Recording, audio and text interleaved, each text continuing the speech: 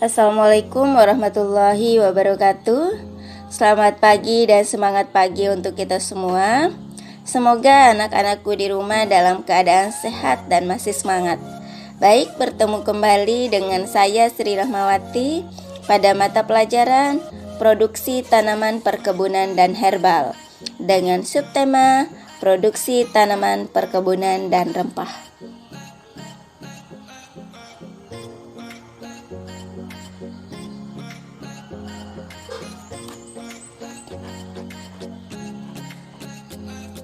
Proses pengolahan bahan rempah dapat dilakukan dengan beberapa cara. Yang pertama adalah dapat diolah menjadi simplicia, kemudian dapat diolah menjadi oleorasin, dapat diolah menjadi instan jahe, instan kunyit, instan temulawak, instan kencur, maupun instan-instan lainnya. Kemudian dapat diolah menjadi herbal drink, baik itu herbal drink dari kunyit, dari temulawak, dari jahe dan sebagainya. Yang pertama adalah diolah menjadi produk simplicia. Apa itu simplicia? Simplicia adalah bahan alamiah yang digunakan sebagai obat melalui proses yang sederhana, yaitu proses pengeringan, di mana dengan kadar air maksimalnya antara 8-10%, di mana pada kadar air tersebut bahan cukup aman dari pencemaran baik oleh jamur maupun pencemaran mikroba. Proses pengeringan yang dilakukan melalui penjemuran atau menggunakan aliran udara panas, di mana bahan rempah yang dapat dibuat menjadi simplicia ini ada temulawak, kemudian ada jahe, ada kunyit, lengkuas maupun kencur.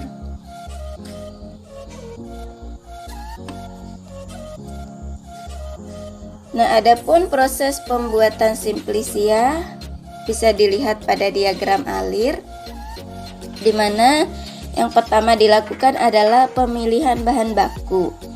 Karena kita membuat simplicia jahe, maka yang akan kita pilih adalah bahan bakunya jahe, di mana ciri-ciri bahan baku yang baik itu jahenya dalam keadaan segar, tidak busuk, tidak ada bekas gesekan, tidak ada bekas potongan, baik potongan akibat penggalian maupun potongan akibat hal-hal lain. Kemudian dilakukan proses pencucian. Proses pencucian ini tujuannya adalah untuk menghilangkan kotoran baik berupa tanah maupun benda asing ada pada umbi atau rimpang jahe tersebut.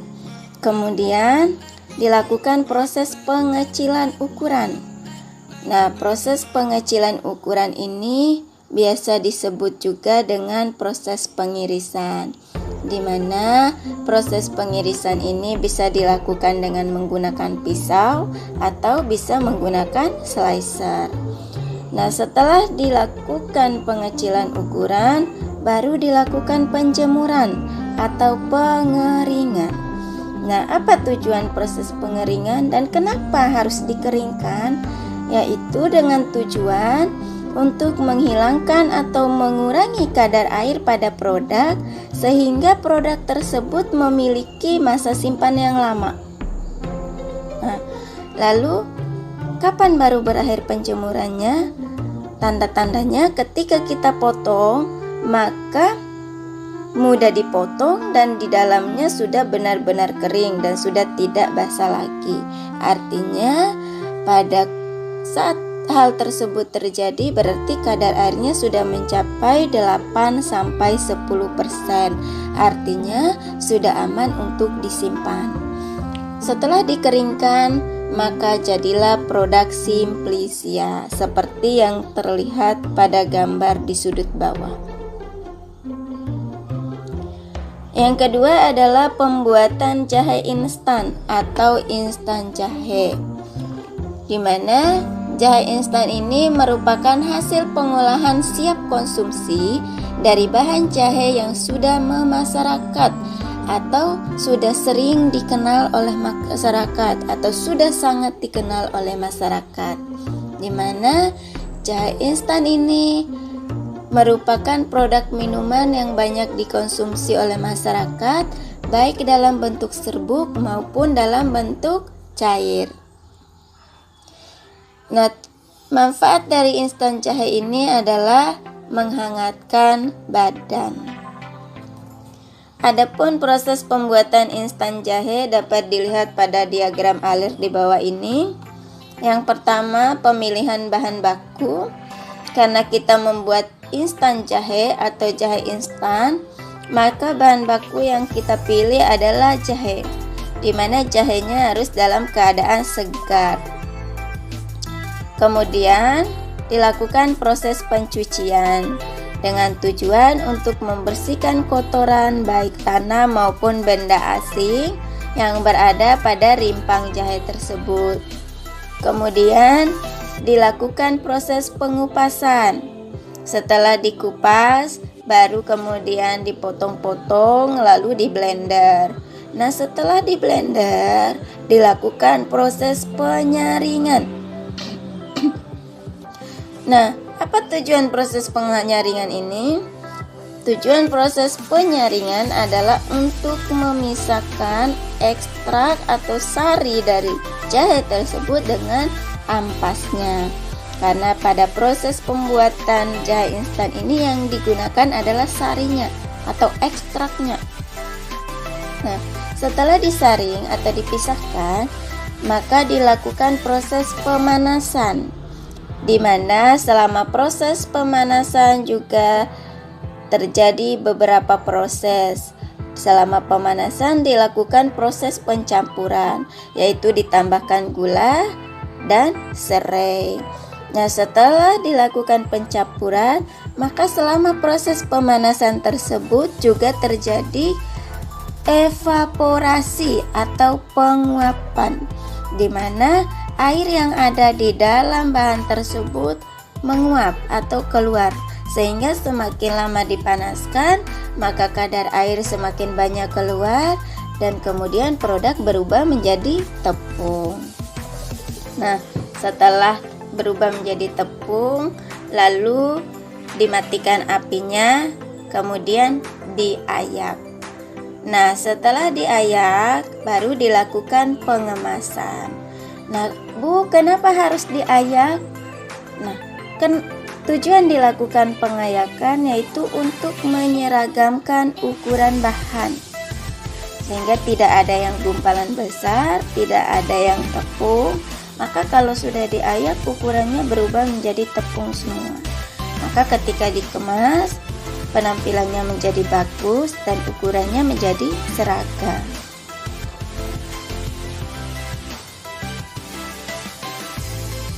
Nah, selanjutnya adalah oleorasin. Proses pembuatan oleorasin ini merupakan proses lanjutan dari bahan simplisia, di mana pada proses pembuatan oleorasin ini dilakukan proses ekstraksi simplisia yang sudah ditumbuk. Nah, bisa kita lihat pada diagram alir di dalam layar, di mana oleorasin ini adalah proses lanjutan dari produk simplisia. Nah, di mana simplisia tersebut digiling. Nah, setelah digiling didapatkan tepungnya.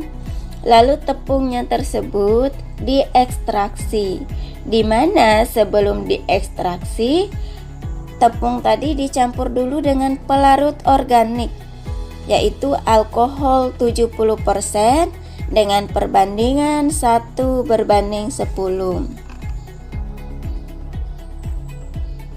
Nah, di mana 1:10 itu 1 gram oleorasin 10 ml alkohol. Nah, setelah dicampur baru dilakukan ekstraksi. Nah, ekstraksi ini dilakukan selama 6 jam. Kemudian setelah diekstraksi, dilakukan proses penyaringan dan penguapan dengan rotavapor atau rotary evaporator.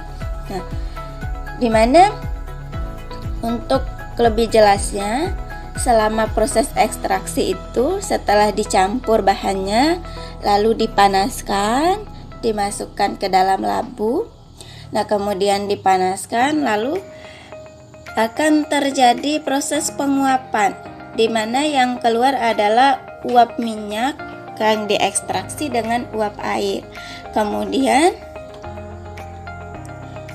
setelah penguapan itu terjadi, maka dia melewati pipa-pipa. Nah, setelah itu dia melewati pipa-pipa, lalu pada proses akan melalui proses pendinginan. Nah, di mana pada proses pendinginan tersebut, uap air tersebut atau uap minyak tersebut berubah menjadi cairan. Lalu cairan tersebut disaring kembali, baru dilakukan penguapan, lalu terbentuklah oleorasin.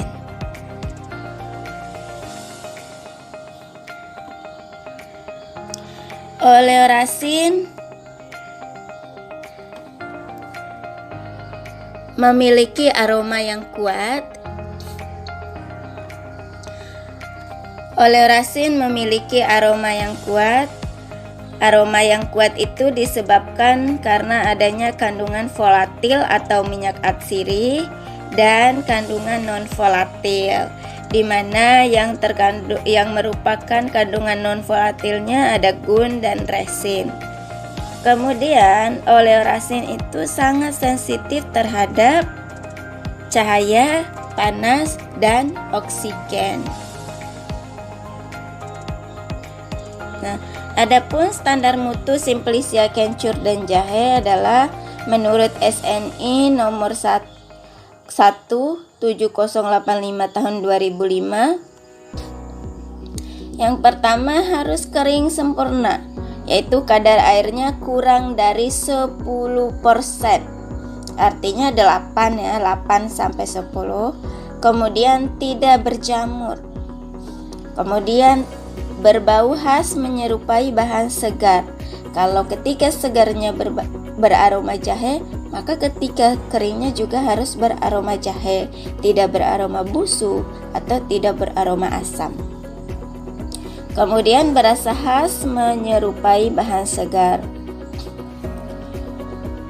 Sedangkan standar mutu oleorasin jahe dapat dilihat pada tabel, warna dan bau, di mana kualitasnya coklat tua, kental sekali dengan aroma dan bau seperti jahe.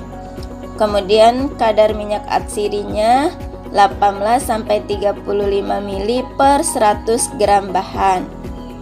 Kemudian indeks bias minyaknya 1,488 sampai 1,497 atau 1,5 maksudnya.